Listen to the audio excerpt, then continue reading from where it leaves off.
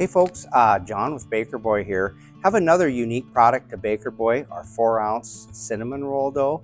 It's a sweet roll dough with a sweet cinnamon smear. Go ahead and butter your pan with butter. This is a little loaf pan. This is something that I like to bake the cinnamon rolls in, just to make a little loaf of cinnamon bread. Get your pan ready to go just like that. Take the Baker Boy 4-ounce roll dough and go ahead and just kind of stick it in there, and away we go. And again, I will pop these in the proof box. Okay, I just pulled out the Baker Boy 4-ounce cinnamon roll in the little mini loaf pan. This is going to be our little mini loaf cinnamon rolls.